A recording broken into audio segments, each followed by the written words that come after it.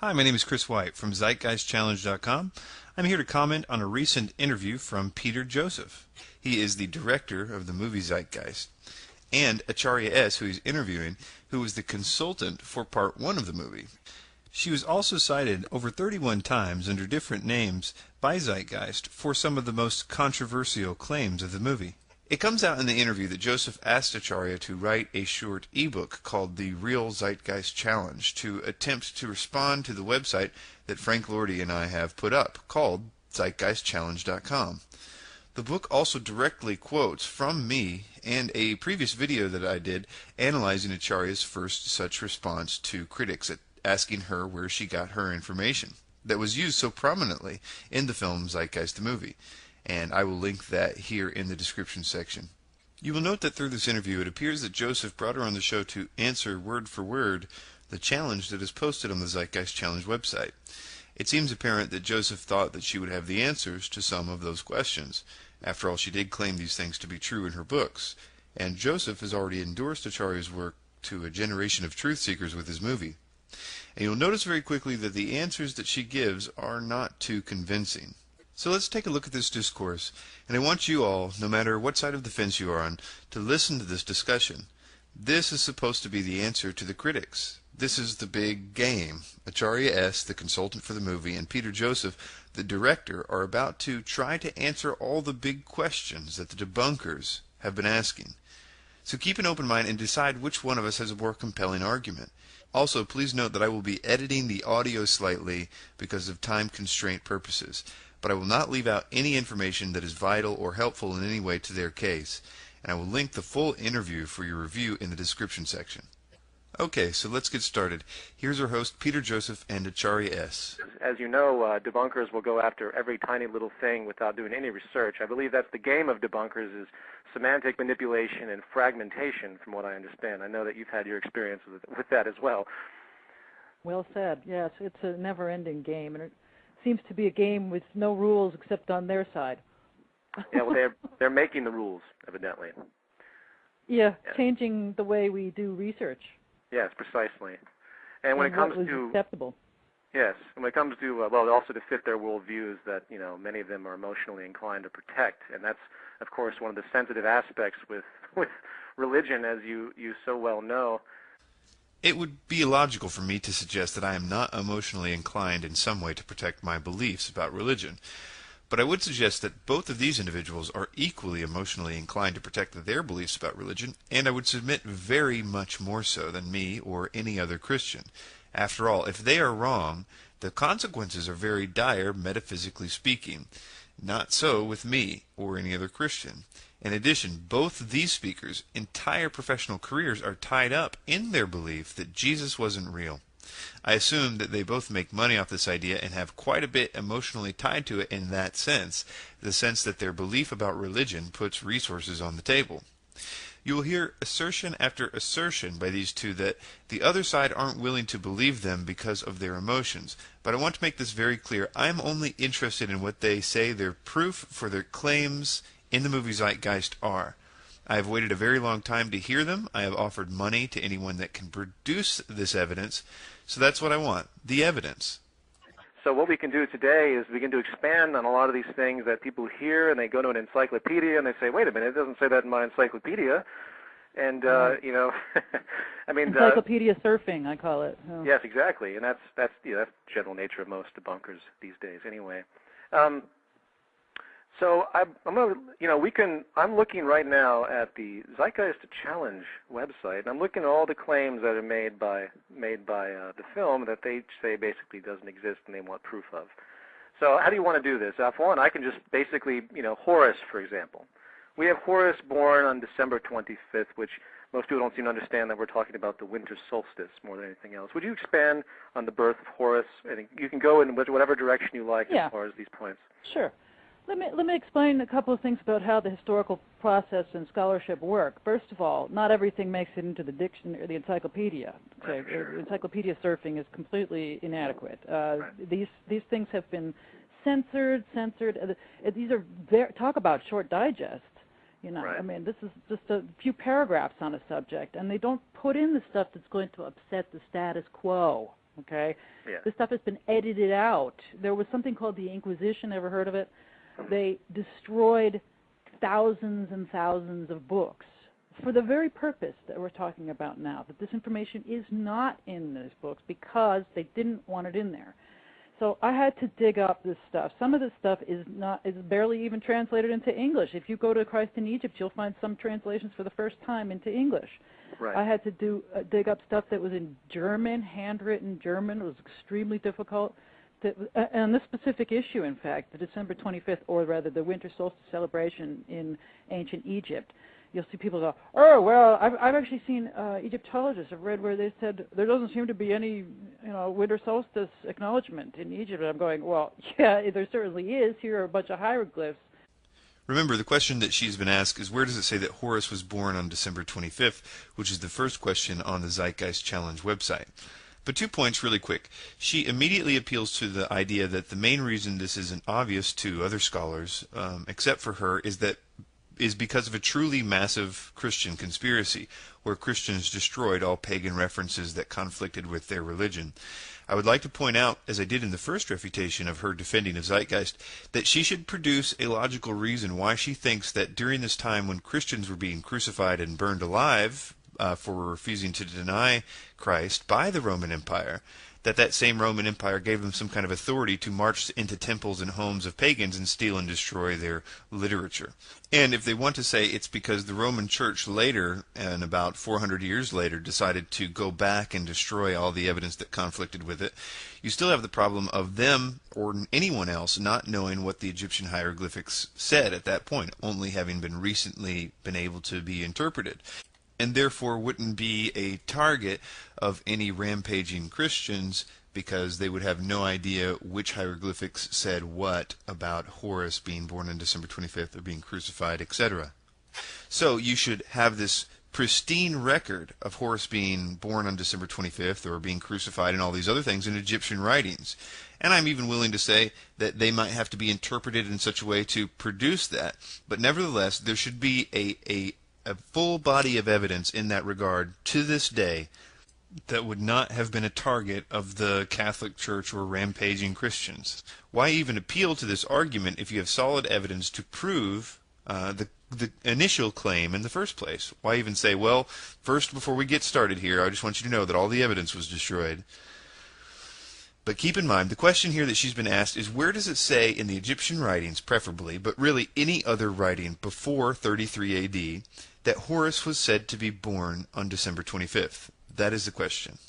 In fact, they include in the book the hieroglyph for the winter solstice. It shows the goddesses Isis and Nephthys on either side of the sun, holding like a baby sun over an ankh, giving life to the sun. This is the hieroglyph for the winter solstice. So they have this beautiful hieroglyph, in fact, to describe the winter solstice. The winter solstice was extremely important in ancient Egypt. There are many buildings aligned to the winter solstice. The Temple of Luxor, I believe, is one. There are, in fact, here's where, when you're talking about the December 25th birthday, okay, now, first of all, why that day and not the 21st, 22nd? That needs to be explained, too. There's a 3-day period, a trigium or a trigium, that the ancients recognized that at that point it seemed like for 3 days the sun was not moving either south or north. This is from a geocentric perspective. That it was dead in a tomb, so to speak, because that's where it seemed to be going, into the tomb. It was going to die. This is towards the winter solstice when everything is the days are getting shorter and shorter. And so there seemed to be there's this 3-day period where the sun on the sundial seemed to be not moving at all, and the sun was dead. So they said that it stopped. Solstice means sun stops. Sun stops moving. So the sun stopped for 3 days, and then it was born again, and it would be, the 24th at midnight, basically. So that's why we have this Christmas Eve thing going on. So it's not a mistake to say that the sun was born again on the 25th. No one is really arguing any of those points. The question is in regard to Horus's birth. It is, of course, incredibly noteworthy at this point to point out that Jesus was emphatically not born on December 25th.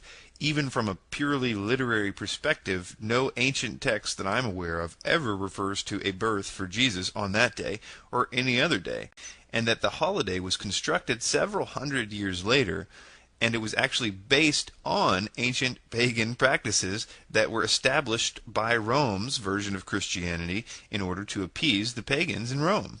This is why many Christians, like the earliest Christians, don't celebrate Christmas on that day, because it was widely known to be a pagan holiday. And so the early Christians, when they were told several hundred years later that they now had to begin celebrating Jesus' birthday on December 25th, they were very reluctant because they knew the Bible didn't say anything about it, but they did know that it was an ancient sun worship thing. So they refused, and often were killed for refusing.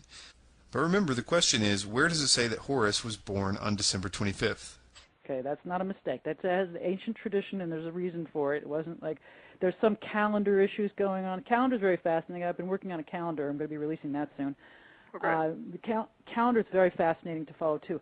However, when we're talking about the winter solstice, December 25th is fine to acknowledge because it is part of the winter solstice, the 3-day period. Okay, so we have, for Horus, for example, we have this ancient testimony called Plutarch. Plutarch is about as close as we're going to get to a kind of a digest, an encyclopedia. Diodorus Siculus, before that, in the 1st century BC, also lays this out. Herodotus does a little bit, but not quite the same as writing kind of an encyclopedia entry type thing. Otherwise, we don't necessarily have this type of writing going back to these eras before that. So in other words, she doesn't have any Egyptian claims whatsoever that Horus was born on December 25th. Let me remind everyone that the question posed by the Zeitgeist Challenge website is to show any source before Christ that states any of this stuff. And she here tells us point blank that the best she has is Plutarch, who lived well after the death of Christ. She appeals to him later, and we will discuss Plutarch in greater detail there. In addition, because no one at the time of Plutarch could read hieroglyphics to the best of our knowledge, how is he the authority on the Egyptian view of the birth of Horus? Wouldn't it make more scientific, logical sense to find evidence of this claim about Horus's birth nowadays, with hieroglyphics now being able to be read? Let me tell you, if Acharya knew of any Egyptian reference to Horus being born on December 25th, you can bet that she would be telling us that right now instead of Plutarch. But she appeals to Plutarch here, who, as a priest of Delphi, certainly has his own religious reasons for making these claims. But we'll look into that later. For one thing, as I explain in this document that I just created, especially for you on this show, called Zeitgeist Challenge, the Real Zeitgeist Challenge, which can be accessed at my website, truthbeknown.com. Right. I have it right there at the top now, so you just can go right there and boom. Oh, good. I describe about this primary source business, which is there's always squawking about primary sources, this and that. First of all, there are no primary sources for Christianity, so people in glass houses shouldn't be throwing stones. Secondly, Good point. Actually, Peter, it's a terrible point. She tries to make this claim later on, too, essentially saying that the debunkers want primary sources to prove the physical existence of Krishna or Horus, etc., which is the definition of a straw man argument. The truth is that the primary sources are sought with regard to what the ancient texts said about the various demigods, regardless of whether they existed or not. I and others are asking to be shown what the Egyptians believed about such and such God. Whether or not it was physically true is not being debated, at least by me. That being said, as an aside, I would like to ask you to see my video on the evidence of the existence of the historical Jesus. Secondly, what this does all the time raises this incredibly infuriating historical period of destruction. Here she has another diatribe about how the Christians destroyed all of the evidence that she would have liked to produce, and I'm going to skip ahead to some more meatier topics. How come the Christian writings all survive, but the pagan ones don't? So whenever you hear this primary sources thing, that's what you should be reminded of. The pagan history has been destroyed deliberately. Why? Well, we can kind of piece these things together. So we don't have these things like a neat little encyclopedia entry, but we have indications of it, and then we can go back and check. We have this Plutarch specifically stating that Horus was born at the winter solstice. So what do we find out to corroborate that? We find out, first of all, that he's accurate in almost everything else he says, and this is stated by Egyptologists. I disagree, and I will give a very logical reason why it is imperative to doubt Plutarch. Primarily because scholars of Plutarch recognize that it was his style in the book Parallel Lives to fabricate information about certain historical figures in order to make parallels. This is a quote from Rex Warner, the author of Fall of the Roman Republic, 6 Lives by Plutarch. This is from the translator's introduction. Plutarch stretches and occasionally fabricates the similarities between famous Greeks and Romans in order that he may write their biographies as a parallel. The lives of Nicias and Crassus, for example, have nothing in common except that both were rich and both suffered great military defeats at the end of their lives. So the very thing that Acharya is saying that Plutarch is good for, i.e., drawing parallels in different lives, is the one thing that scholars know without question that he occasionally lies about. So we have no reason to doubt him. He's not playing to a Christian audience that's going to say, oh, that's not true, because there isn't such a thing at that point. This is interesting that she claims that there is no Christian influence on Plutarch, kind of suggesting that he was pre-Christian, because she doesn't tell anybody that he's actually very much not pre-Christian.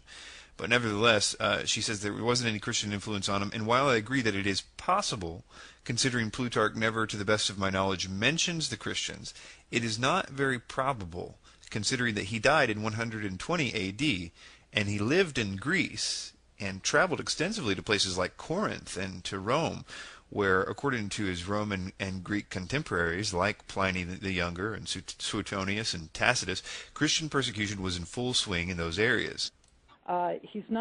Nobody's going to attack him. You know what I'm saying? Like, there's no reason for him to be telling any kind of falsehoods about this story. There's no reason at all. I will now play a very short clip from the late William Cooper.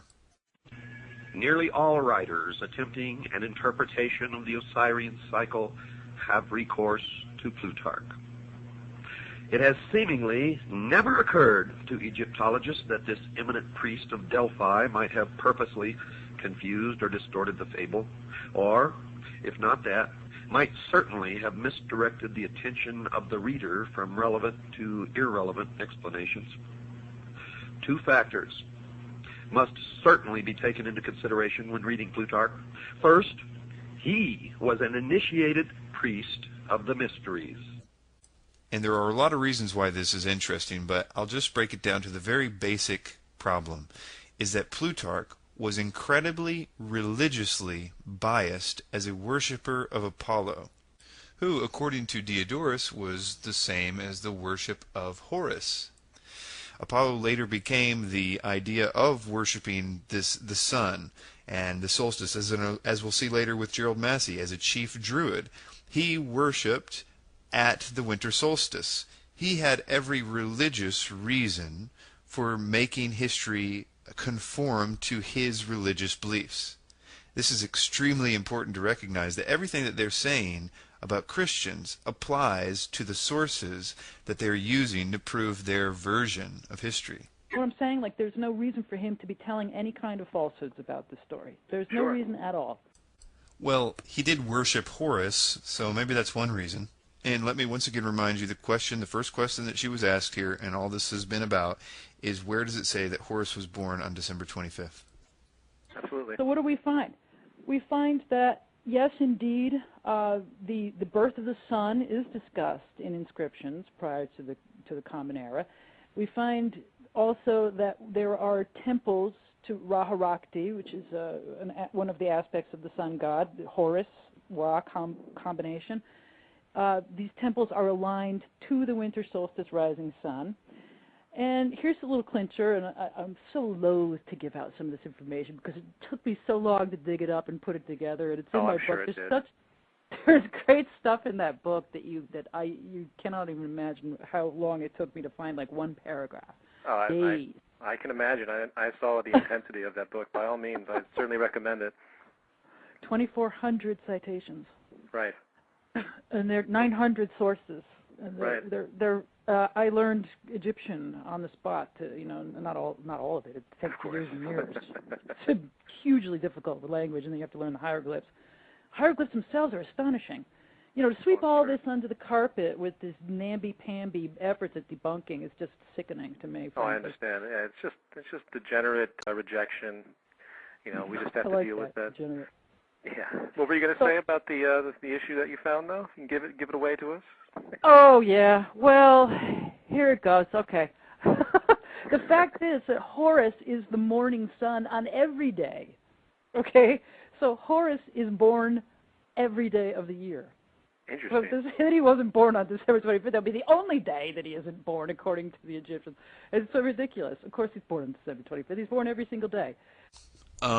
Did you catch that? Now we have regressed to this. This was her, I hate to divulge this information that I dug up, but Horus was born every single day.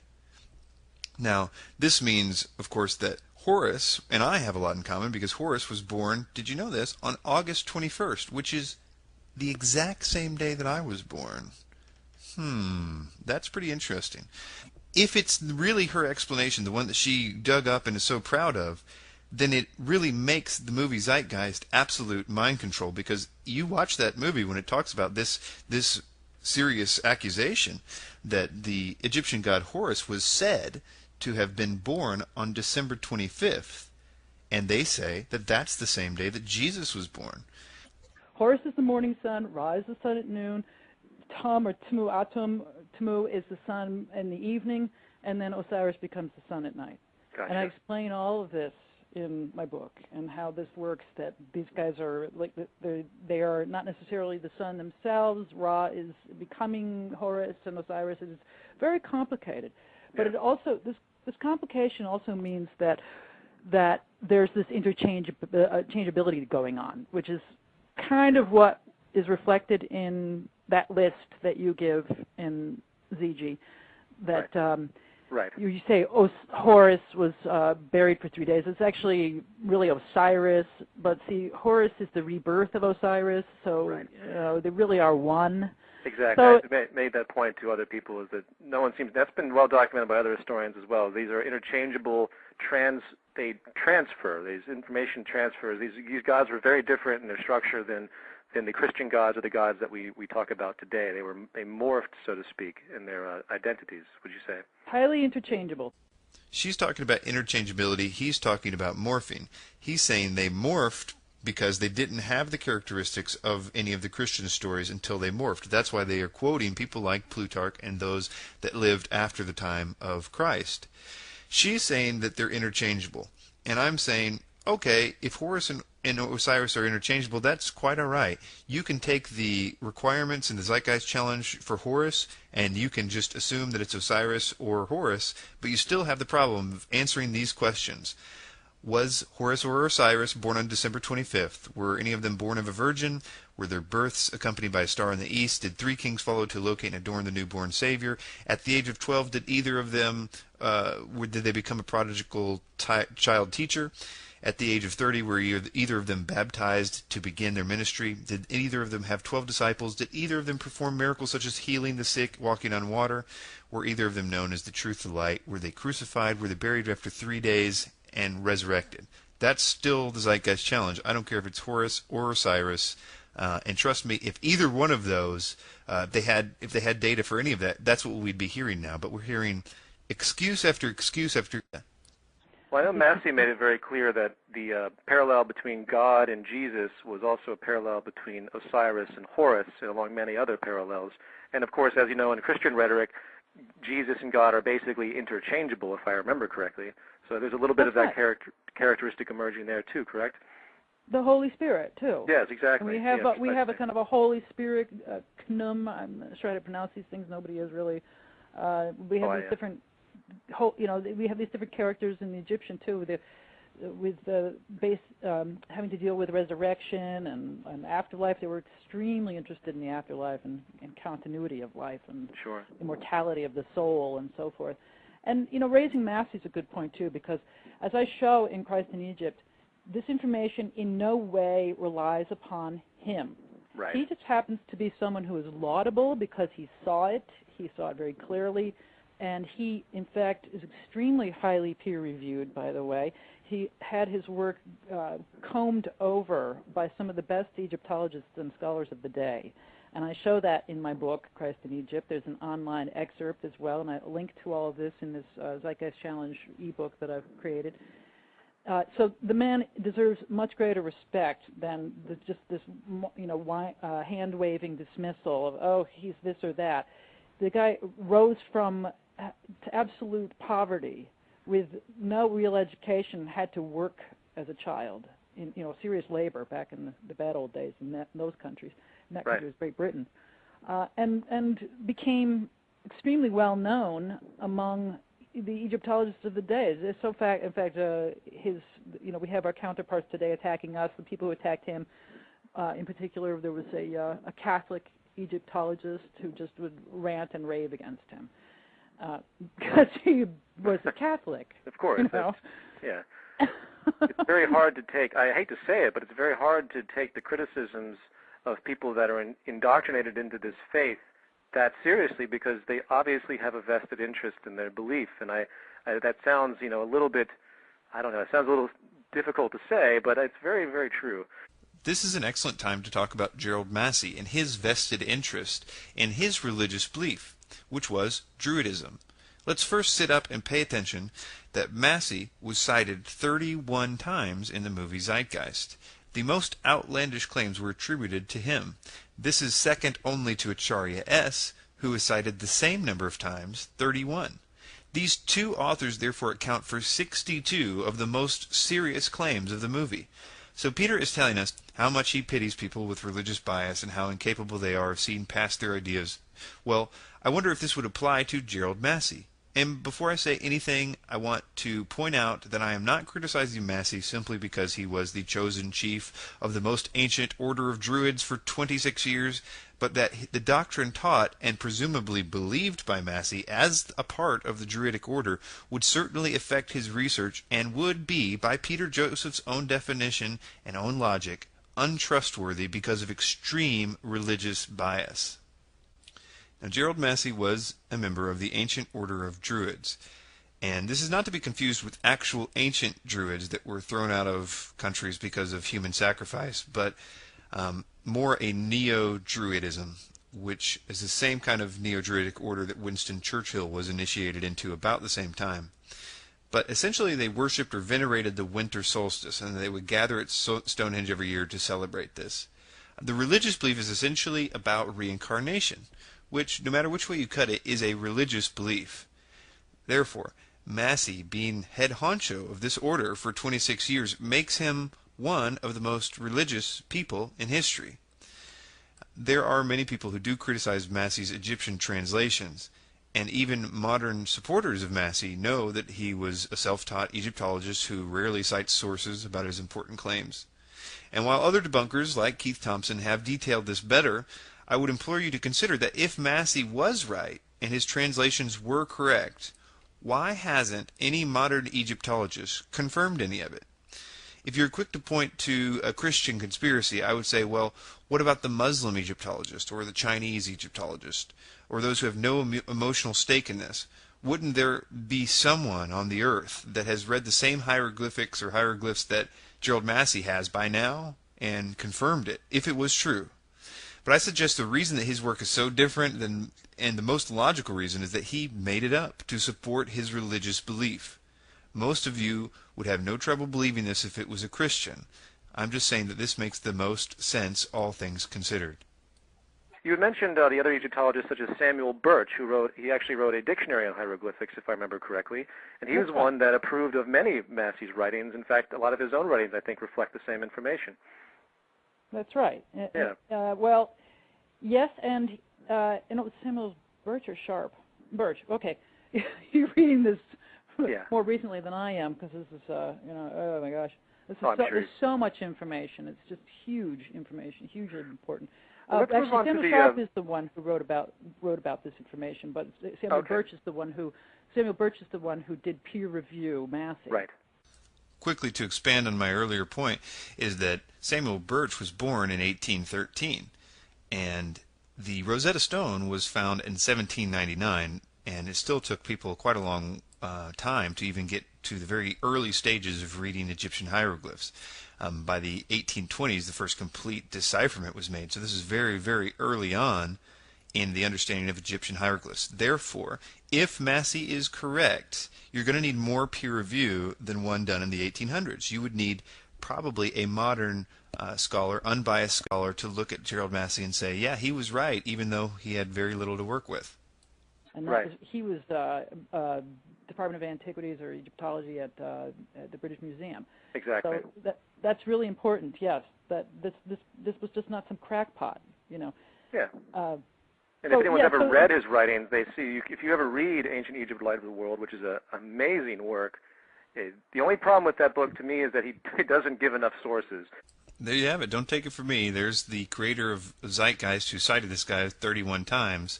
And when you cite a guy who doesn't cite sources, it's like not citing a source.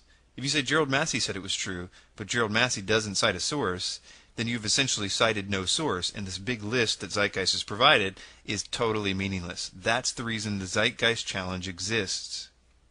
But his logic is just unparalleled in his review of Egypt, and I just thought it was the most amazing book I had read in a long time when I read it years ago. Right. And if you read my writing about him in Christ in Egypt, then you start to see where his sources are from. Exactly. Now you've done the legwork, I think, for a lot of what Massey his mind moved apparently too fast to be concerned with such things. You can actually find, it's so fascinating using the internet these days. You can look up the phrases that I was able to find the exact translations that he used. Excellent. Because he's quoting translations in there that he didn't, as he said, I'm not making this up. I'm quoting, even though I can read hieroglyphs, he said, I'm too smart to do that. I'm quoting these, this was like Renouf's translation and was it Birch's translation. So in any case, the information that we're talking about here does not rely on Massey. Well, I don't know about you, but I'm still waiting on some information. So far, I've heard that Plutarch was their source, and I heard that also Horus was born on every day, and so far that's basically what we have. So I'm still waiting for some actual sources. So maybe she is going to divulge all that she found from Massey here in the next few minutes, so we'll have an opportunity to analyze some of it. And it also is not neatly written down. Some of it has to be figured out. Like, it was difficult to come up with the Mary, Isis Mary. Not that it isn't there, but because the word Mary has been used, it means beloved, by the way. It has been used in two different ways. One is the gods are bestowing love upon someone, and so the Pharaoh is called Mary. He is beloved of the gods, and so that epithet is not necessarily attached to the gods. It is attached. You would say Ptah Mary. That would be someone is beloved of Ptah rather than Ptah himself is beloved. Gotcha. So that was difficult too. But so I have to go into many pages to explain that. But indeed, Isis was beloved, and she was called Mary. Okay, so let's look at this. Now, it's important to remember here that Acharya has already said this in her book, The Christ Conspiracy, that's been out for a long, long time. This is the first time she's ever tried to look it up, apparently, and source it. And I commend her for even trying to do that. But as she just got done mentioning there, it's like, hey, this was hard to kind of make that true. And you can kind of see how it's. Remember, she says that Isis was obviously a predecessor to Mary because they were named. She was named Mary. Isis Mary is what she said. Now, we find here, according to her, and whether this is all true or not, I'm not 100% sure, but she says that the name Mary it means beloved of one god or another, and that other gods were attributing this name to themselves, such as Mary Abtwai, Mary Amensetep, Mary Aten, Mary Ka-Ra, Mary Mes, Mary Neder, and Mary Mta, as well as Mary Sokar, Mary Horus, and Mary Osiris.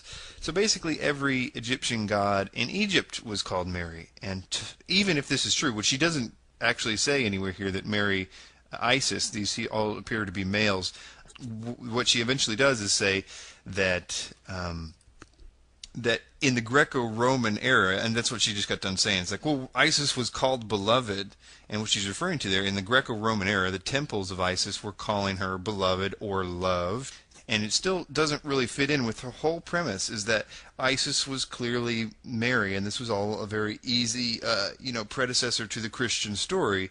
But if every god in ancient Egypt was more frequently called Mary than she ever could have been, even if she was, other than in the Greek, because she was called loved.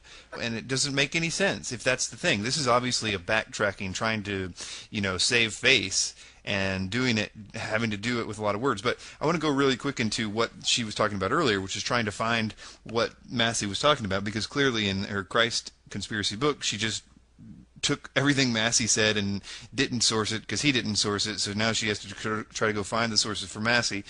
Okay, this is what she says makes this true. And remember, just to look at all the hoops that had to be jumped through in order to make this even slightly true. First of all, we had to go to the Common Era.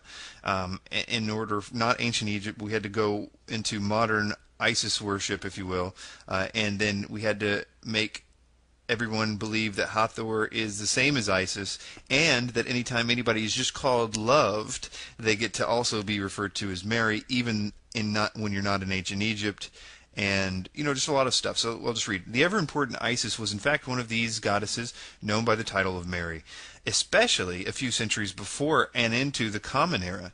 That goddesses were beloved or Mary is obvious from an enigmatic spell that invokes the goddess greatly beloved with red hair, or who is greatly beloved with the red hair. Birch renders this phrase the greatly beloved, red-haired mystical cow. The red of hair, as Faulkner translates the epitaph, represents the much beloved, referring to the cows who are undoubtedly representative of Hathor, another mistress of the gods, and sometimes mother of Horus. In this regard, Massey refers to several times to Hathor Mary, or Isis, after relating that in BD 17 Osiris Ani is found in Anu, which with the hair of Isis spread over him. Massey further states that elsewhere the hair is assigned to Hathor, one of whose names is Mary. He also discusses Hathor, who is Mary, the beloved of by name in the ritual. So don't you see, if she's already quoting just straight up in the Egyptian that all these other gods are clearly named Mary, this one's called Mary, this one's named Mary, here's the source for that. Yeah, it's just right there. But when it comes to Isis, the whole point, well, the red hair of this cow, and if you all make this, and you go to this era, and you make sure that it's just beloved, and all this stuff, these rules, then you get to call Isis Mary, too. Well, so speaking of Isis, that's the thing that the debunkers don't seem to understand, is that these things require explanation, and they can't be sourced in one paragraph, because you have to have an understanding of the mechanics of the Egyptian religion to get a grasp of this. For example, describe, these are mysteries, correct? The ramifications. Well, some of them are. Yes, but describe what that means, because I don't think anyone knows what this even means, mysteries, the Egyptian mysteries. Right, the mysteries, okay, now we have descriptions of mysteries of the fact that they exist, dating back to Herodotus, long before the Common Era, and so forth. Now, they're not necessarily written down, because back then, these what we're calling mysteries were, if you exposed them, if you were initiated into the mysteries and you exposed them to the vulgar masses who were not initiated, or if you wrote them down, especially if you wrote them down, you could be killed. It was a capital offense. And so very few people wrote them down. But they do show up in like little bits and pieces in the writing. You cannot completely keep them out. For example, one of the greatest mysteries was the virgin birth. And so there's not like this great long treatise about it, because you weren't supposed to talk about it like that. You were supposed to write it down. But we find in places in the pre-Christian world, I want to emphasize that, because I also have a definition of what is pre-Christian. That's another point that I like to make. And I do make that in my latest ebook and article that I wrote for you, Peter. Right. Thank you. The pre-Christian, that's also in Christ in Egypt. So that Isis is specifically called the Great Virgin on the temple of Seti I at Abydos, which dates to, I think it was the 13th century BCE. And so we're talking about that she was long called the Great Virgin, centuries, over a millennium. Okay, let's take a look at this claim. First, I find it interesting that if you Google this term, the Great Virgin and Isis and SETI, and put it all into a search engine, you only find links about Acharya S's claim here, which I find is interesting because I think that there would be a lot more information about this if this is exactly what is said on that wall. But for the sake of argument, let's assume that she is right and that this is exactly how it reads at the Temple of Seti. The massive problem here is that we have a much different definition for virgin than the ancient Egyptians did, because an Egyptian virgin can have lots of sex and lots of children and still be called a virgin. Acharya seems to know this, and this is why she writes the following in her book. Quote, apparently, in order to explain how these various goddesses can remain virgins after becoming mothers, Murdock et al. Conclude that the virginity indicated by HWN.T, now this Egyptian word HWN.T is exactly the same word that she just got done quoting when she said, hey, Isis called herself the great HWN.T, Great Virgin, and here this is what she says.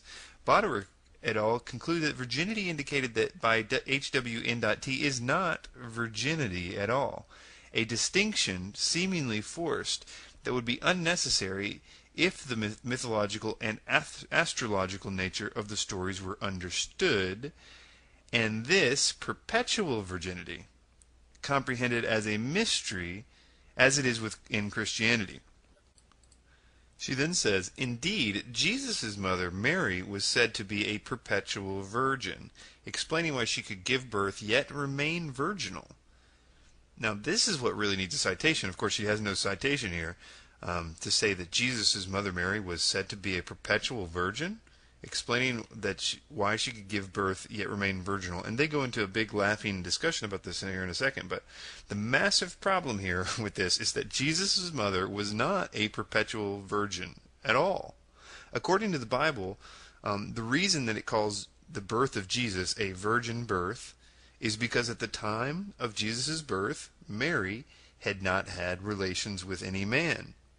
So she was a virgin at that point. She is obviously not a virgin forever, as her and Joseph go on to have several children according to the Bible. In fact, two of Jesus' brothers, Jude and James, became great men of the early underground church. Isis may have been a perpetual virgin. I don't know. She clearly wasn't an actual virgin, even according to Acharya S. And it's a perpetual virginity, correct? Just like Krishna. Yeah. Krishna's Well, mother. yeah. Well, yeah. There's Devaki. an interesting. I explain that whole odd weirdness going on with the Krishna myth too, because there's all these people freaking out about that word. But Of course. But yes, like the Virgin Mary, who gives birth but is considered a virgin, even though in the New Testament it says that Christ has brothers and sisters, and we know that at least. Hey, actually, Peter, Joseph, and Acharya S and I agree on this point. That's because the Catholic Church came up with this doctrine, a doctrine that they just said, you have to believe this or, you're going to get killed. And many people did get killed for not believing this very thing, which was that Mary was always a virgin. It makes no sense. The Bible clearly says that she wasn't, that Jesus had brothers. Like after that, Joseph and Mary did eventually consummate their marriage and have brothers and sisters, and that Jude and James, they wrote books in the Bible, for goodness sakes. But this is crazy to just say, hey, there it is, and then to have the Catholic Church say, no, it's not, it's a perpetual virginity. What you're calling Christianity, you're telling everybody that real Christianity is this weirdness of perpetual virginity and anything else that the Catholic Church tells you that Christianity is, and you're seeing what the Bible is saying is totally different than that. So maybe for once they're kind of seeing what I'm talking about, but obviously they don't, because they go on to make that quite clear.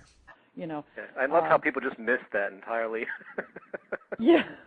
Yeah. That is well, amazing. There's at least two sisters, and there's four brothers. The four brothers are named, and so there's at least 6 other children. And the Catholic Church has, covered up this part by saying, well, they're cousins. They're cousins. Right, exactly. They're cousins. Oh, okay. Well, we'll just ignore them as cousins.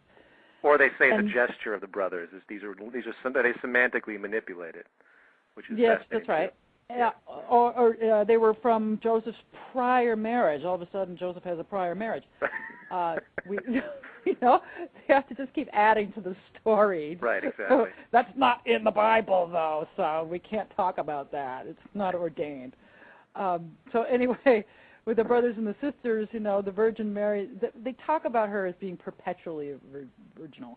And that, in fact, is an old motif too. And we have this discussion in Philo, and I go into great detail in Christ in Egypt about this virgin birth mystery in Philo, this ancient Jewish writer who absolutely had nothing to do with Christianity, except that Christianity apparently copied him almost whole cloth. Wow. But I'm pretty sure she's referring to the theories of Bruno Bauer here, who she's quoted on her website as apparently liking his writings. Bruno Bauer was a German writer who was a contemporary of Nietzsche and Marx and Engels, and just look up refutations of Bruno Bauer out there. And this is kind of too lengthy to go into right now, but I would just tell you that, like so many other things, it's just wrong. You can also check out. I did something called Pollyanity Debunked, a 3-part series on that, which Bruno Bauer espouses as well. So there's lots of different ways to debunk Bruno Bauer. But yeah, moving on. He certainly did not copy Christianity, but he talks about the virgin birth, and he talks about, interestingly enough, a sort of born-again virginity, which comes through the grace of God. And he speaks of this Abraham's wife Sarah as being a born-again virgin. And so this is the Jewish discussion. Of course, they don't talk about gods and goddesses, but we have this virgin birth thing going on here that they're obviously completely aware of it in the pagan world too. That the Jews were aware of this. That's why they changed the word in Isaiah 7:14 from Alma to Parthenos when they translated it into the Greek. They're obviously aware that there's this virgin birth motif going on.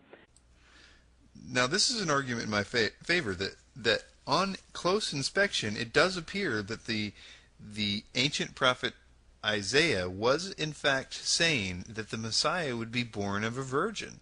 It's not something that the Jewish people would have immediately noticed, but when they looked back on the prophecies of the Messiah and they could see, it does say that he would be born of a virgin.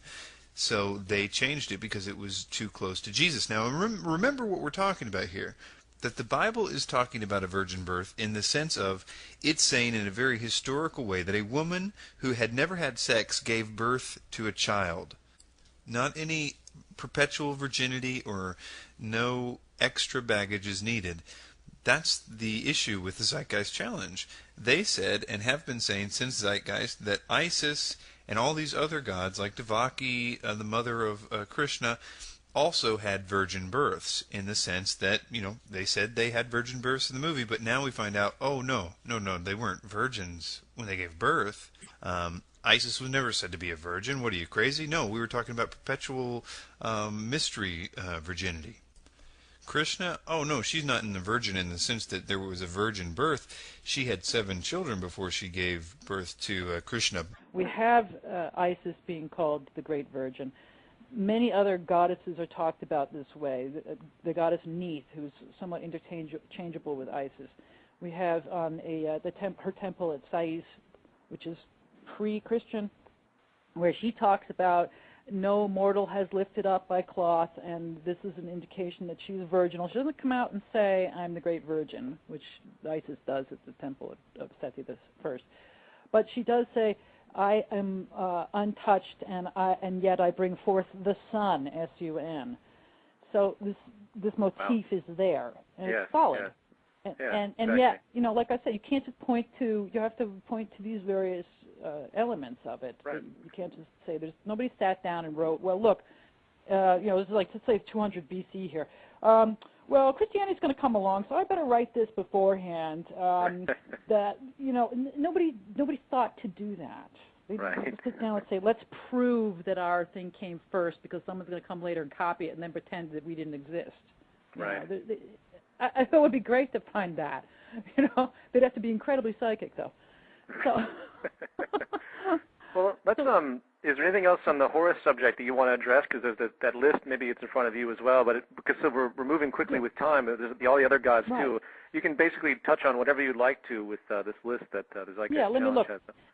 Okay, let's see, the Horus was crucified business. Okay, now, it does give an indication, kind of a suggestion that he was killed that way, but, you're giving a digest here. He wasn't really killed by being crucified. Now, oh, this should be interesting, how Horus was crucified but didn't die. Also, I would like to know, who invented crucifixion. I guess the ancient Egyptians did. I guess we'll find out about that in a second. We do have a pre-Christian, by the way, the Diodorus. Really, didn't die from crucifixion. That none of the gods in the Zeitgeist Challenge, what they said, because they said all these gods were crucified, but now we're finding, no, they weren't crucified. What we meant to say, and what we probably should have said, is that they were just pictured, apparently, with their arms outstretched. Now, the image that immediately comes to my mind is the one that was on the cover of the Jesus Mysteries, the Freakin' Gandhi book, that has this picture of and that I know Jordan Maxwell and Acharya S have used a lot, and that I know is on the cover of the Zeitgeist thing or whatever, that they used to say, here, like in Zeitgeist Addendum, when they refreshed everybody on what the ancient religions all seemed to be telling us about, that they were just Jesus repackaged, showed this little amulet that apparently was supposed to be Bacchus or Dionysus in cruciform.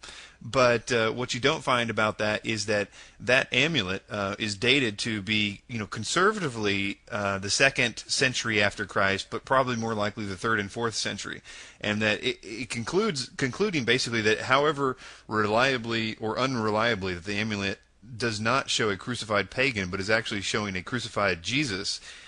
Now, it's also helpful to note that what you're seeing, that picture, is an artist representation, not the actual amulet itself, too. I'll link in the notes in the show where they show where this is just a 4th century piece of jewelry that's clearly forged, and that Freakin' Gandhi has essentially been busted. But now she tells us that what we have to say that Horus was crucified was, of course, not Horus, but Osiris, and that it was on this Jed pillar. Now, you spell Jed, D-J-E-D, and find out what she's talking about here, and see if this looks to you like a cruciform, somebody that is crucified. See if you saw this picture and you said, "Oh, didn't you know that Osiris was crucified?" Yeah. Here's the proof of it. And that's what Acharya is saying. It's like, no, they weren't crucified. They were in cruciform. Granted, the one that we showed you in Zeitgeist Addendum is a fabrication, but here's the proof: the Jed pillar.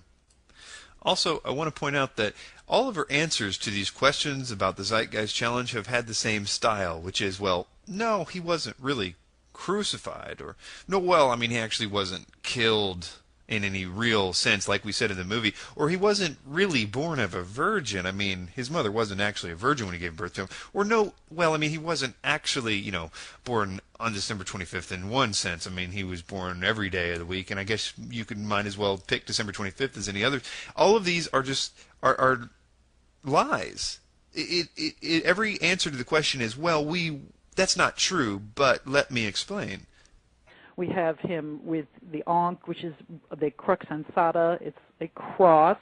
Right. We have Osiris in this form with Isis and Nephthys, who are called the two Merti, on either side of him. This is almost like a astounding parallel with Christ, with the two Marys on either side of him. I've got these two images juxtaposed. Okay, that's classic Acharya S. She will find what she has and then try to find some parallel in the Bible. In this case, she says, two Marys on either side of him. And of course, Jesus was crucified between two thieves, not two Marys. She's not really mentioning what she would love for that to be the parallel, but there's just Mary Magdalene apparently at the crucifixion, and as well as his mother also viewing it. So that's what she's meaning by in between two Marys there. And that's, of course, assuming you buy her Isis as Mary from the Roman mystery religions, and you go through that whole thing, which people a lot smarter than me have debunked that thoroughly. And of course, they wouldn't have actually died from this crucifixion, because it's just this Egyptian image that the Egyptians apparently didn't actually believe was any kind of crucifixion of Osiris or Horus, but Acharya S knows that that's what they meant by it, and her proof of that is that here is this picture of this pillar with arms next to two Marys, which aren't really Marys except in Acharya S's mind, and Jesus wasn't even crucified in between two Marys. This is a series of lies. It's the wicked web you weave when first you practice to deceive. You have to build every lie on top of one another until you've come up with this insanity. Right. And that's really the imagery we're trying to get across. Exactly. That this was copied whole cloth. And that if you were going to depict your God in cruciform, and you didn't want to be like, well, hey, that's just another one of the same that we've already got, then you might make up a story and say, well, he was thrown to the ground by Romans and put, actually tacked up onto a cross, which they didn't even do like that. They had this stake. They didn't necessarily put people in a cross shape like that. Right. So, but if you were trying to imitate, the whole point is that this motif of symbol. a God on a cross or in cross shape, this motif was very sacred prior to the Christian era. Yes. Well, this motif in Christianity, the God on the cross, was not even depicted in artwork until like the 5th or 6th century. Exactly. So we don't even, we find pre-Christian artifacts, or I should say artifacts, well, we do find them in gods in cruciform and goddesses. And then she goes on to say that the early church didn't venerate the crosses, which I totally agree with. There wasn't any reason for them to. It's not a biblical concept to venerate this cross. This is in fact something that became a symbol, and it's a holdover from a lot of the Roman Catholic Church and things like that, and maybe not necessarily all of that, but I'm not saying it's a terrible bad thing to do, but it's certainly not something that the early Christians did or that the Bible talks about in any way. Even that is a kind of an erroneous concept. If there were people being crucified in the ancient world, they weren't necessarily, as I say, put out on a cross like that. There was this the word Stavros in the New Testament has different meanings. Also in the New Testament in Acts, Christ is depicted as being hung on a tree. Right, exactly. And this is another motif. And that's just like Attis too. Attis had the festival of Attis in Rome, and they were put him on the tree, peg him to the tree as well in the same type of form. The pine tree. Right, exactly. Yeah, sorry to right. interrupt you. No. As far as Attis goes, that's really easy to show where these particular characteristics come from. Now, and they're continually restated by a number of authorities and scholars, modern scholars, and I have that in that ebook that I just created. But, of course, this stuff wasn't written down until, hundreds of years after Christ supposedly lived. So the apologists like to say that the Attis story was based on Christianity and so forth because, there's no writing down of this. Right. We're talking about, again, mysteries. We're talking about, this is the God is certainly pre-Christian, without a doubt, or should I say pre-Common Era, without a doubt. And from Diodorus we can glean certain things. We can glean his death and his mourning. We've got priests parading around with his image, which is a pretty common motif of a resurrection. They're saying, in the Egyptian, they would say, "This is Osiris. He has been risen. He is risen." Did you catch that connection that she says that Diodorus says that people were, dancing around with images of this god, which to her means that he was resurrected. Also notice that they're talking about the Roman mystery religion version of this. Attis she's saying this is really easy to prove. We have all this writing. Of course, all that writing comes at least 200 years after the time of Christ. And I'm saying from a scientific perspective, you can't know that wasn't influenced by Christianity. you can't. That's the reason the Zeitgeist Challenge says, hey, if you want to prove that this God did all the stuff that you said it did, why don't you use the accounts before Christ so we can, eliminate the possibility that it was influenced by Christianity? Because as she just got done said, well, certainly the God was pre-Christian, but we don't have any writings until 200 years afterwards, which I'm saying is probably a part of what the general concept of the mystery religions did, is that they did, in fact, take the old gods and then attribute Christian qualities to them. Even what she quotes in the old, when she talked about this in the former debunking, she quotes a person to prove that Attis was resurrected. I just looked it up. His name was A.T. Fear, and he said that the Attis cult modified itself over the years, and it was probably a result of the challenge posed by Christianity. That's the quote from the person that she quotes from to prove that Attis was resurrected in the stories that were said 200 years after Christ. They would have his image. They would bring out his image out of the temple and say, see, here's the God, he's back again. And Right. so if you have priests parading around with an image, it's usually indicative that the God has risen. So to say that Attis was a dying and rising God is pretty solid. Certainly it's already been stated by some expert, this Mettinger, for example. Dr. Mettinger is an extremely well-respected expert on the resurrection motif. We'll look at that in a second. And that motif was there, there's no doubt about it.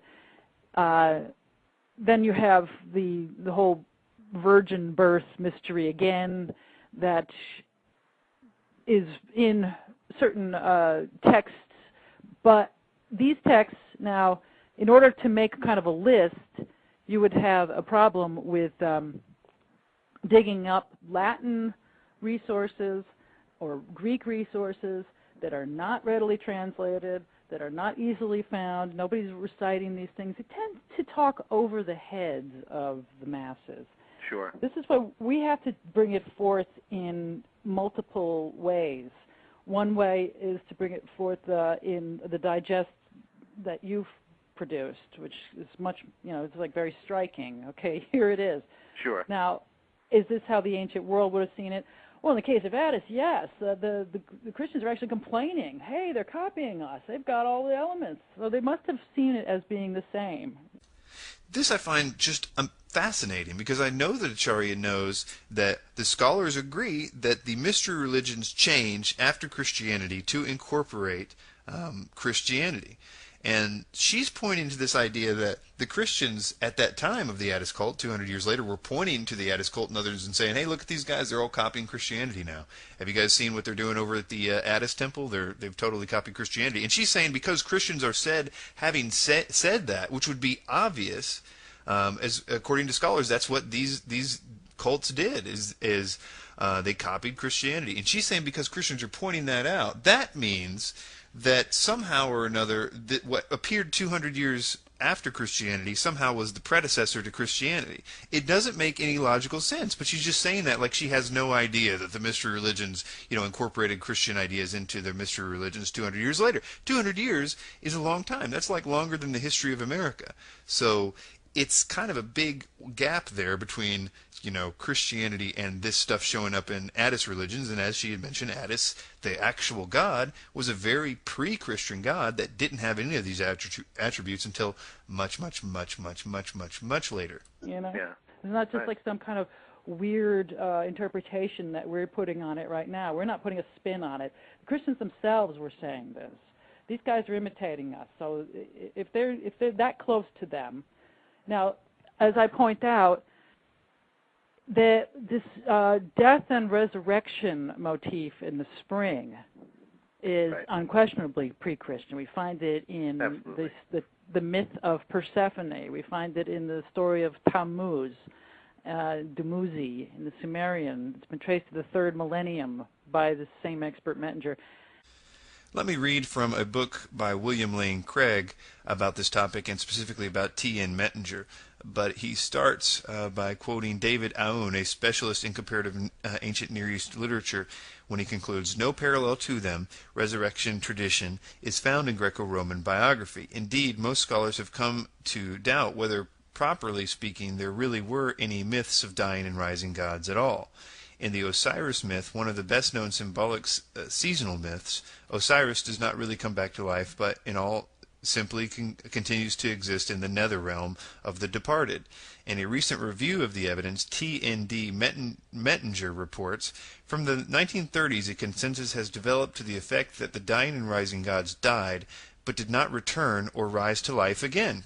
Oh, that's what this guy, who she's quoting as proof of this, says. Those who still think differently are looked upon as residual members of an almost extinct species.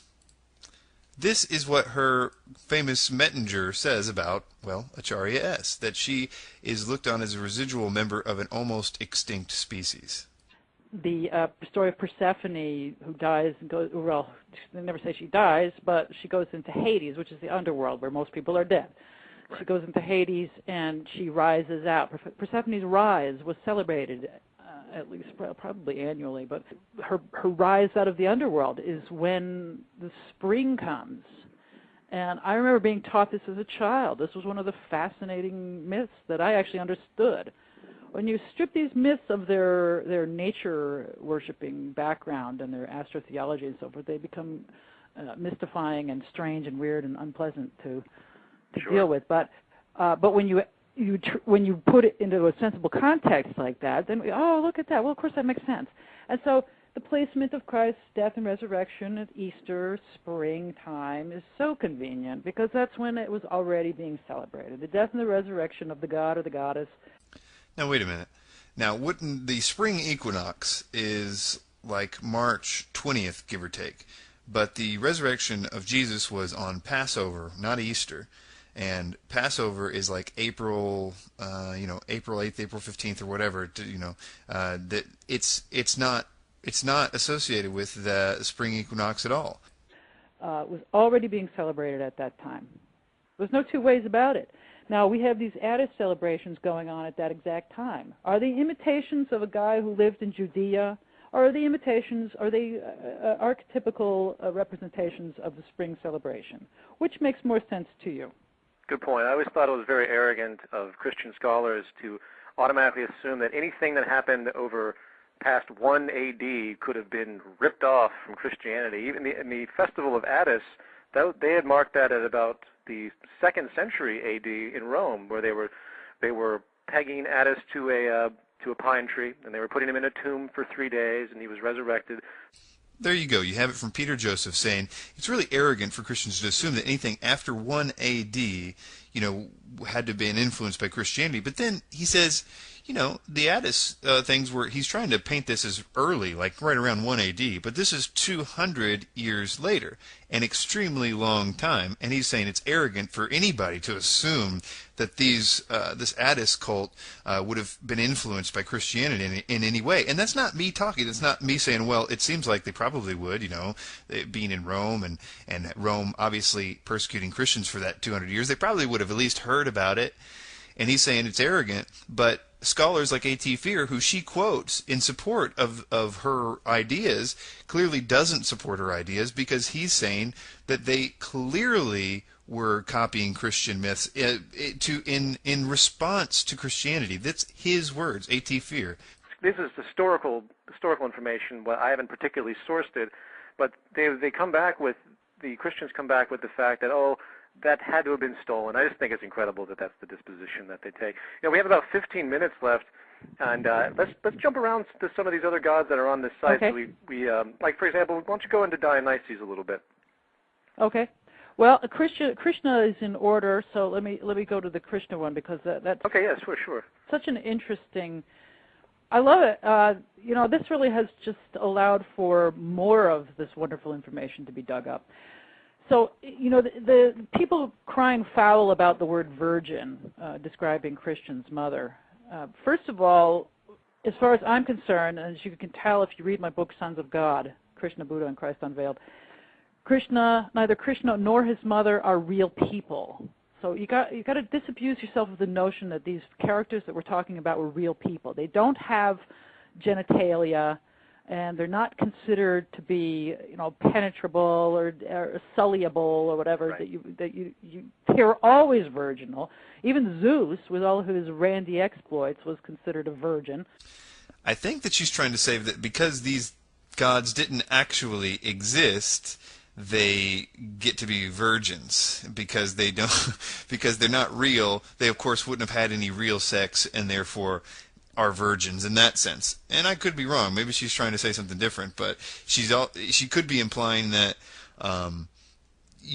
Christian apologists are wanting primary sources that these gods actually existed, and that's why they're asking for primary sources. But that's not what I think anybody is trying to do. They're trying to find out what did it say somewhere in ancient, in the ancient Hindu writings that that Devaki, Krishna's mother, had never had sex at the time that she gave birth to Krishna. Was it a miraculous birth in the sense that she had never had sex and gave birth to Krishna? Not whether or not she was some perpetual virgin or some mystery virgin, but that there was a virgin birth. Right. It's called Parthenos. This goes on. It's just these are myths. Okay, so if you start looking at the mythology behind Krishna and Devaki, you start seeing, well, Krishna looks like a very, very much a solar myth, a sun god, and Devaki is starting to look a lot like a dawn goddess. She's the incarnation of Aditi, who's the virginal mother goddess of the dawn. In going back to the Rig Veda, prior to the Common Era, 1,000 years or more. Right. So I'm not sure what she means by the virginal mother of the dawn. Maybe that if she was, I think that she's trying to say that if she's actually just the dawn, and I'm pretty sure this is what she's trying to say, and he's the sun and she's the moon, then of course she would be virginal because moons don't have sex.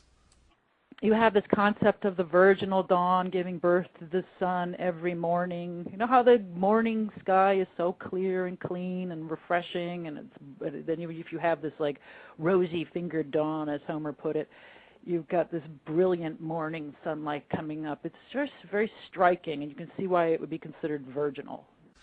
Again, notice her answers are always, well, no. I mean, Devaki wasn't a virgin. She had 7 children before she gave birth to Krishna. That's what it says. Whether or not she's real or not, that's what it says.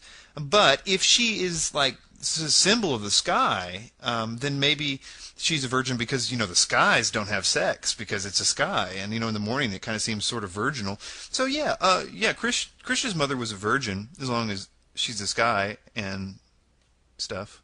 Absolutely. Just absolutely pure and newly born, and so there's that case to be made, which I make in Sons of God, about Krishna's mother being an incarnation, or she is the incarnation of Aditi in traditional mythology, and Aditi is the sun goddess. But interestingly enough, there's a myth attached to her where she, as a teenager, presumably a virgin teenager, eats the seed of a mango and becomes pregnant. So, Krishna's mother very much was a virgin mother. Whether or not she is when she gives birth to Krishna is the issue. However, no, that is the issue. They go on because she had other children before him. Again, we're talking about a mythical character. We're not talking about a real person, like the Virgin Mary, who supposedly has other children. In fact, they end up with the same or similar number of children. There's a perpetual virginity going on here. But if you so insist, change the word to chaste instead of virginal, and call it a miraculous birth. The difference is the same. Right. Krishna was born of a miraculous birth. So now we can move on from there. But all of this stuff is written down, and it's quite fascinating. Oh, by the way, there is this virgin birth mystery in Indian texts. The Mahabharata goes into it. We have a goddess. The goddess Kunti says, "Without a doubt, through the grace of that god, I once more became a virgin." Again, she can argue this perpetual virgin thing all day long because it's not biblical at all. Mary in the Bible is not said to be a virgin perpetually. In fact, it's quite clear that Joseph and Mary, after she... With Christianity. Dionysus, same thing. Whether or not his mother Semele could be deemed a virgin, is it stated in the ancient texts that she was Parthenos? Parthenos, by the way, if you can't find this stuff, go look up the word Parthenos, genetically. You look up these words. This is the word that's used by scholars to describe this virgin birth phenomenon. I've seen it used in describing Neith, again, this Egyptian goddess dating back. It's like 7,000 years, this concept of the Virgin Mother goes back. 7,000 years, right? Wow. You don't necessarily see this. They don't spell it out. They use the word Parthenos. And if you don't know Greek and you don't know the other languages, can't research in foreign languages, you won't find this. It's not an encyclopedia. If you open the encyclopedia, you can't look up Parthenos and where it says virgin birth motif that predates the Christian era by thousands of years. They just don't have it in there. They use these scholarly terms that go over your heads. Okay. Right. Exactly. So. Well, let's take a look at the Greek-English lexicon and see if it goes over our head. But first, I want to point out that Shemael, the mother of Dionysus in all the texts, she's not said to be a virgin in the story. It has nothing to do with her not having sex or not. In fact, the baby that she gives is taken by Zeus, and that he's the father of, sews the baby in his leg, so she doesn't even give birth to him, let alone a virgin birth. And even if she is called, which I'm not even sure just by the way that Acharya kind of bounced around there, I doubt that she actually is called Parthenos. Dionysus, same thing. Whether or not his mother Semele could be deemed a virgin, is it stated in the ancient texts that she was Parthenos? But even if she is, the term, according to the Greek-English lexicon, that's supposedly supposed to go over our heads, the second definition is unmarried women who are not virgins. And so, this whole thing is just getting crazier and crazier. Okay, so Dionysus, turning water into wine, easy one, it's in Diodorus Siculus. December 25th, no question about it. Macrobius states that. Now, Macrobius is 4th century, the Common Era. Right. However, we have Dionysus tradition being born on the 6th or 7th, was it the 5th or the 6th? 5th or 6th of January, and there is very much good reason to believe that was, that certainly was before Macrobius moves it to the winter solstice. Is there any doubt now that they are just telling everybody the mystery religions, that when they say, oh, Dionysus was born on December 25th, according to the 4th century mystery religion cult? That this, in one calendar or another, this time, the 5th and the 6th, were also the winter solstice. So the effect is the same. Right. Exactly. And there's also a Christian religion in existence now that uses the January 6th as the celebration of today. Right. Yeah. The Orthodox and I think it was the Armenian, they believe that Christ was born on the 6th of January, which also was the birth of Ion in also December 25th was too. The effect is the same. It's the winter solstice. It's the sun. It's the birth of the sun god. The effect is definitely not the same.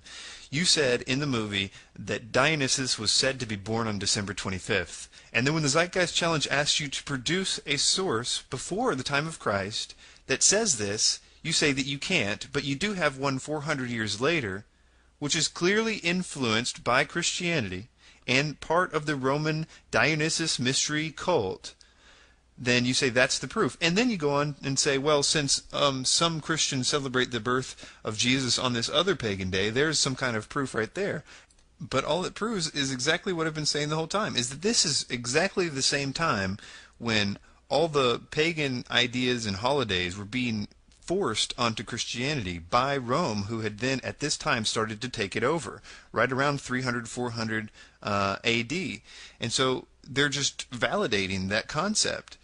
So, again, there's all these intimations of Christ being a sun god, having to do with, there's so many different, a lot of my work has to do with that. I have this entire book, Jesus as a Son Throughout History. Actually, it's not a book yet, but they have an e-book written on that. Let's see, King of Kings, God's only begotten Son, Protogonos would be kind of the firstborn, really. Dionysus is called the firstborn. Alpha and Omega, ancient inscription apparently. The research I found on that was in French. If you didn't know French, you probably wouldn't be able to find it. because she mentions this is an ancient inscription. She never says how ancient, and I don't think that she really intends to, because it's a big problem. And the reason is that the book that she's quoting is taking another man's work out of context. This French guy named Boissobre, in his book The History of Manichaeism, which basically is a history of Gnosticism, because he was, as far as I could tell, a Protestant reformer guy who was exposing Gnosticism, which was really only possible after the breaking free from the Catholic Church, who, in my opinion, was accusing people when they were exposing Gnosticism of being part of the Cathars or whatever, and their lives were in danger for exposing Gnosticism because of the widespread adoption of Gnostic principles and beliefs for thousands of years in the Catholic Church. So anyway, this French reformer says the following about this inscription, this Gnostic inscription, this very post-Christian era inscription, as he's trying to expose Gnosticism. He says, this amulet, says, it is I who lead you, you and everlasting, you look. It is I who keep you or save. I am Alpha and Omega. There below the inscription, a snake holding its tail in its mouth, and around the circle it describes Greek 3 letters, which are the number 365. The snake, which is usually an emblem of eternity, is here that the sun and its revolutions. Keep in mind this is from Google Translator, so it's a little weird. So Acharya, in a roundabout way, quotes this and says it proves that Dionysus was called Alpha and Omega before Christian times. But not even the Gnostics themselves would buy that whopper based on this. We know very well what Boissobre was referring to, and it's called the Abraxas. And it's exactly how he's describing here. It's got the serpent and the serpent tail. You can go look at a picture of this. It's got the 365, even the Alpha and Omega. But what she's not telling you is that this was invented by Belsides in the early 2nd century, who was the chief of a Gnostic sect of his name.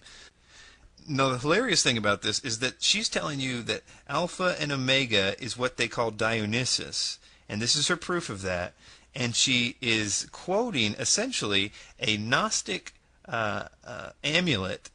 The very definition is influenced by Christianity. 2nd century Gnosticism was nothing except for influenced by Christianity. So in no way, shape, or form is this proving that Dionysus was called the Alpha and Omega? Let's see, death and resurrection, that's easy. That's a no-brainer. How anyone could not find Dionysus being described as dying and resurrecting is they haven't studied for even 5 minutes. Well, I would say that if you study for 5 minutes, you'll be struck with how many versions of Dionysus's death there are. And considering there's so many, you would expect one to be kind of close. And I would give this to her because I've always thought that this is about as close as it gets, this one thing. And that's because Dionysus was annually killed. And remember, Dionysus was the god of wine. So he was annually killed, dismembered, and resurrected, which is a symbol of grapes, being annually picked and squashed and turned into wine, and then growing again next year. Well, we're running out of time. Let's jump into Mithra for the last 5 minutes. Right. Okay, Born of a Virgin. I have some lovely research on that in this Zeitgeist Challenge ebook that I just created. It's just absolutely beautiful. First of all, in order to get away with this fraud about primary sources, again, we hear this nonsense that there was nothing written down. Well, they say nothing was written down about Mithra because his was a mysteries cult. Of course, there were many mysteries cults, and there was stuff written down about them, but nothing was written down. So they're actually admitting that the mysteries were not written down, but they were there, so there was something to them.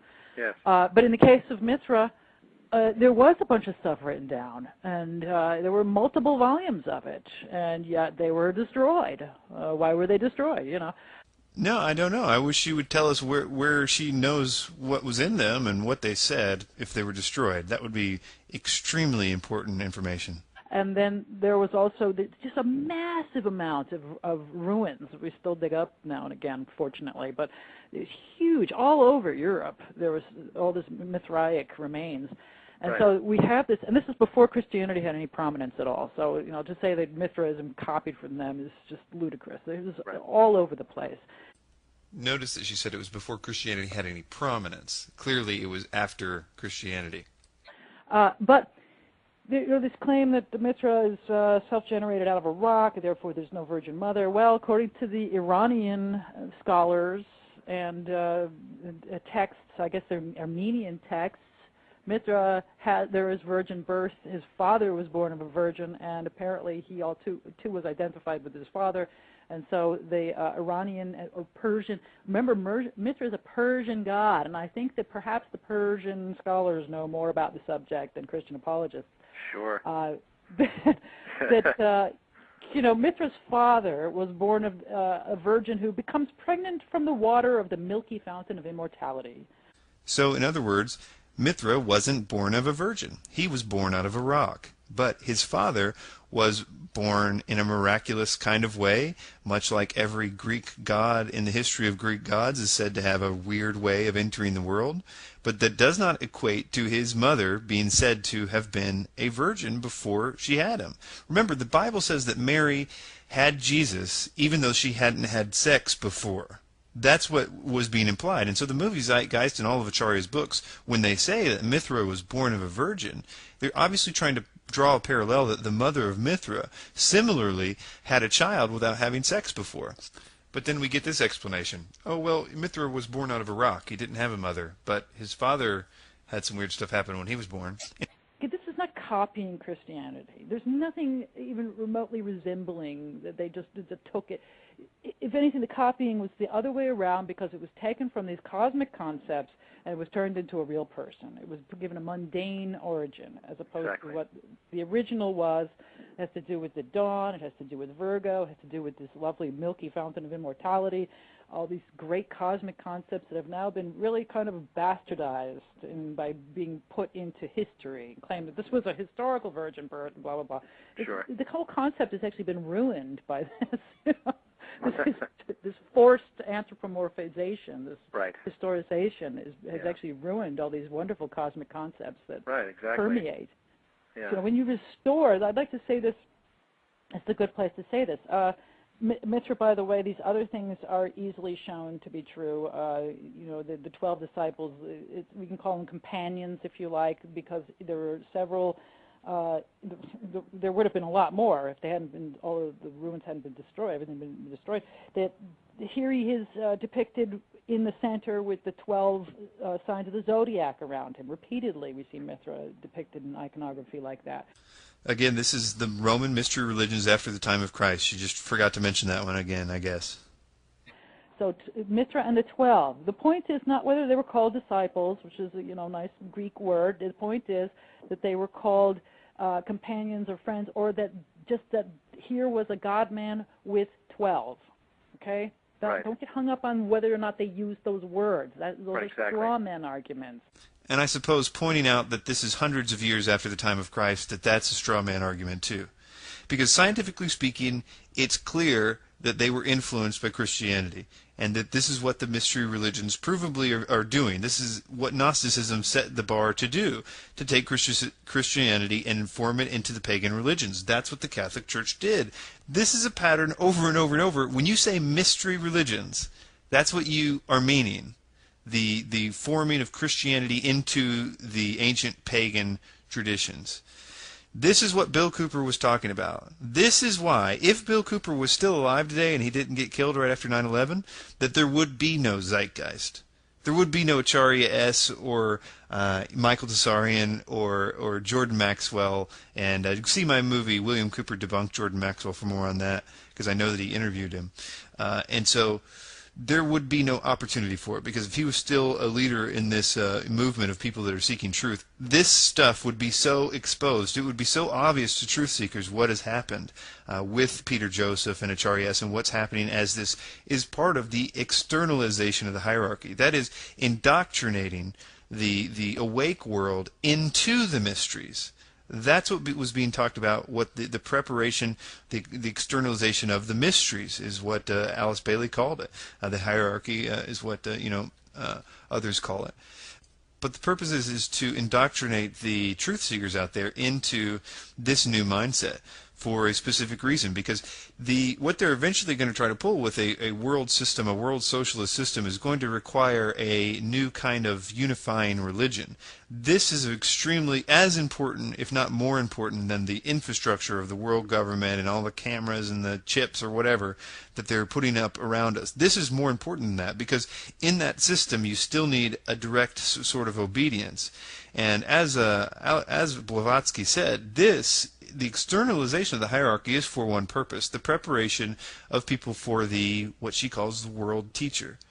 And if you go listen to Lucius Trust Radio or whatever, they're all abuzz about the world teacher coming. And so what this does is it gets in people's mind this idea of the return of the many avatars of ancient times.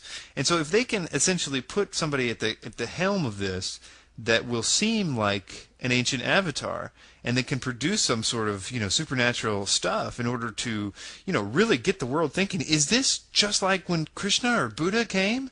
Is this the Christ consciousness that's returned at this very important time in history?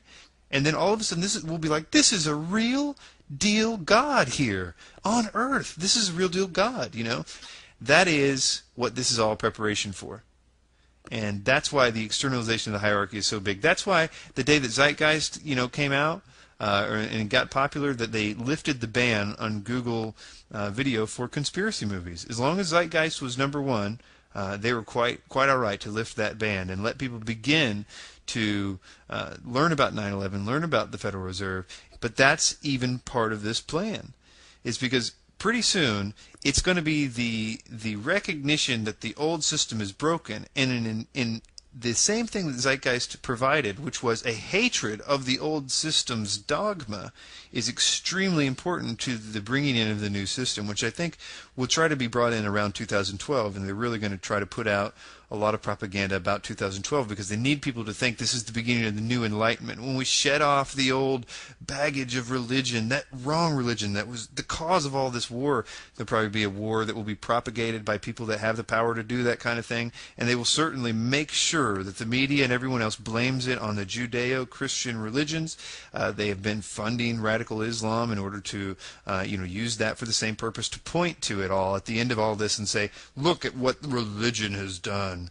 Let's get rid of it. And that will allow for the one thing that I found hard in the Bible to believe, which is that in the future Christians will be outright killed in some politically correct world government. The Christians will be able to be killed. It doesn't make sense.